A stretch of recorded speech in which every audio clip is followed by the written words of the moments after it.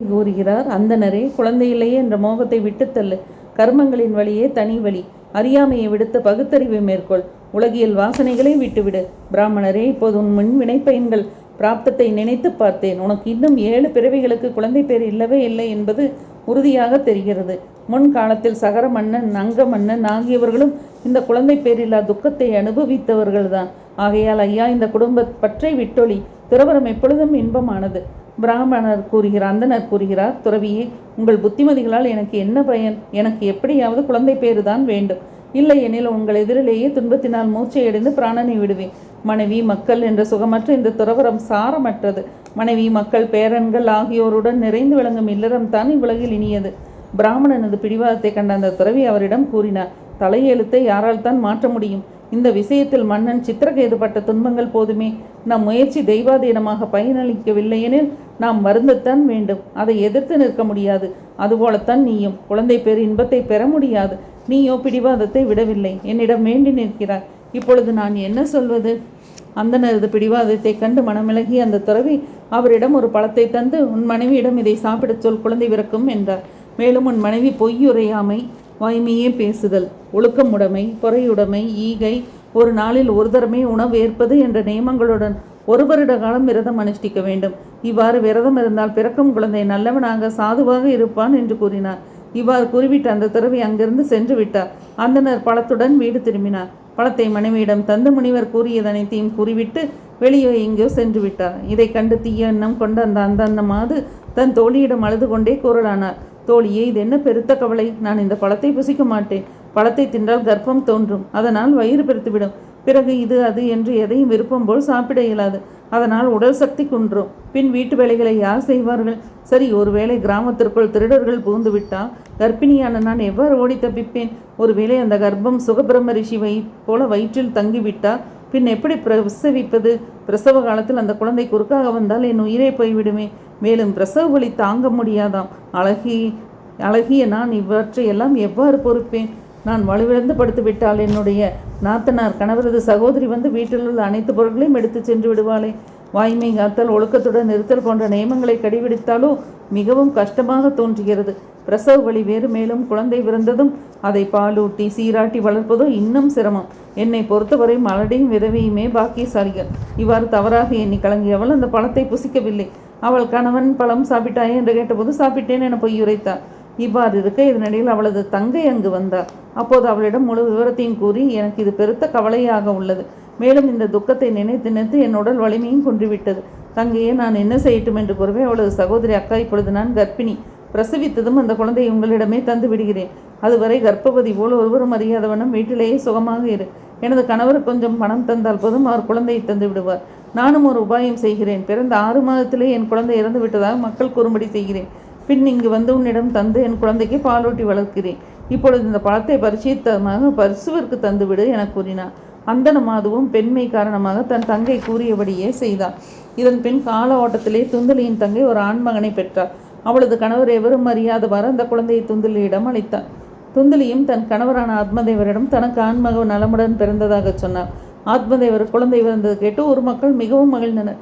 ஆத்மதேவரும் தன் குழந்தைக்கு ஜாத கர்மம் என்னும் சடங்கை செவ்வனை செய்து அந்தணர்களுக்கு ஏராளமாக தானம் அளித்தார். அவரது வீட்டின் முன்பு சிலர் பாடினர். வாத்திய கோஷங்கள் நிகழ்ந்தன. பலவிதமான மங்கள காரியங்களை செய்தனர். துந்தலி தன் கணவரிடம், என் மார்பில் பாலிலேயே பசு முதலிய பிராணிகளின் பாலை ஊட்டி என் குழந்தை எப்படி வளர்ப்பேன்? எனது தங்கைக்கு இப்போதுதான் குழந்தை பிறந்தது. ஆனால் அது இறந்து விட்டது. அவளை இங்கு அழைத்து வந்து வைத்து கொண்டால் அவள் குழந்தைக்கு பாலூட்டி வளர்ப்பாள். குழந்தையை வளர்ப்பதற்காக ஆத்மதேவரும் மனைவி கூறியபடியே செய்தார். துந்தலி தன் மகனை துந்துக்காரி என பெயரிட்டழைத்தார். இதன் பிறகு 3 மாதம் கழித்து அந்த பசு ஒரு ஆண்மகவை ஈன்றது. அந்த குழந்தை மிக அழகாக தெய்வீக கலையுடன் தூய தங்கம் போல் ஒளி வீசியது. அதை கண்டு அந்தனருக்கு மிக்க மகிழ்ச்சி ஏற்பட்டது.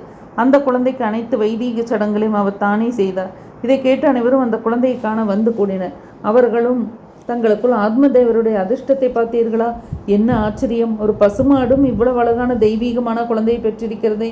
தெய்வ செயலாக இந்த உண்மை ஒருவருக்கும் தெரியாது என்று பேசிக்கொண்டார். ஆத்மதேவர் அந்த குழந்தையின் காதுகள் பசுவின் காதுகள் போல் இருப்பது கண்டு அதற்கு கோகர்ணன் என பெயரிட்டார்.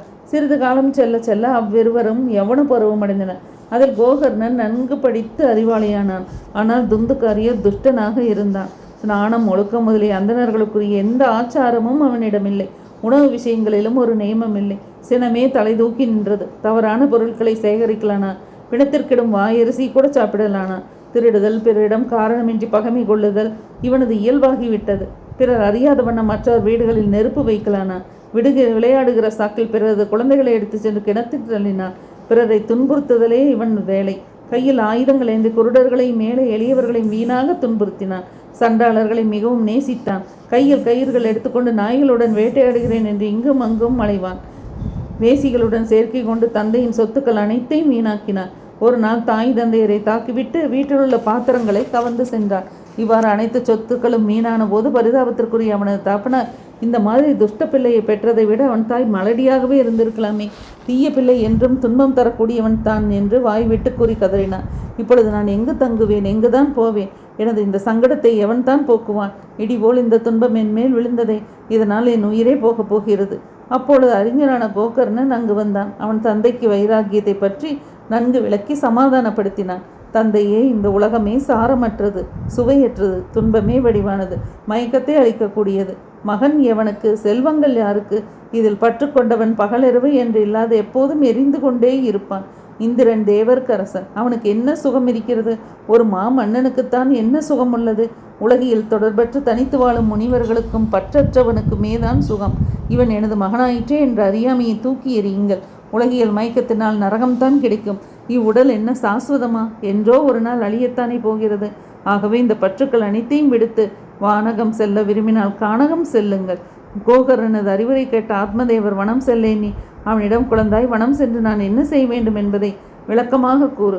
நானோ முடவன். இதுவரை கர்ம வினையினால் பற்று என்னும் வலையில் சிக்கி வீடு என்கிற இருள் நிறைந்த பாலுங்கிணற்றில் முடவனைப் போல் விழுந்து துன்புற்றேன். நீயோ கருணை நிறைந்தவன், இப்பாலுங்கிணற்றிலிருந்து என்னை கரையேற்றி வை என்று வேண்டினார். கோகர்ணன் கூறுகிறான், தந்தையே, இந்த உடல் எலும்பு, மாமிசம், இரத்தம் இவற்றாலான ஒரு பிண்டம். இதில் நான் என்ற எண்ணத்தை விட்டு ஒழியுங்கள். மனைவி மக்களை எனது என்று எப்பொழுதும் நினைக்காது. இவ்வுலகமே நொடியில் அழிவது, நீர்க்குமிழி போன்றது என்பதை கவனித்து பாருங்கள். இந்த உலகியல் பொருட்கள் நிலையானது என நினைத்து அவைகளிடம் பற்று கொள்ளாதீர்கள். வைராக்கியத்தின் மேல் பற்றுக்கொண்டு பகவானிடம் பக்தி செய்யுங்கள். பகவத் பஜனமே உயர்ந்த தர்மம். அதை விடாப்பிடியாக ஏற்றுக்கொள்ளுங்கள். மற்ற உலகியல் தர்மங்களில் இருக்கும் எண்ணத்தை மாற்றுங்கள். இறையடியார்களுக்கு தொண்டு செய்யுங்கள். போகங்களில் இருக்கும் பற்றை வெட்டி தள்ளுங்கள். பிறரது குணதோஷங்களை எண்ணி பார்க்காதீர்கள்.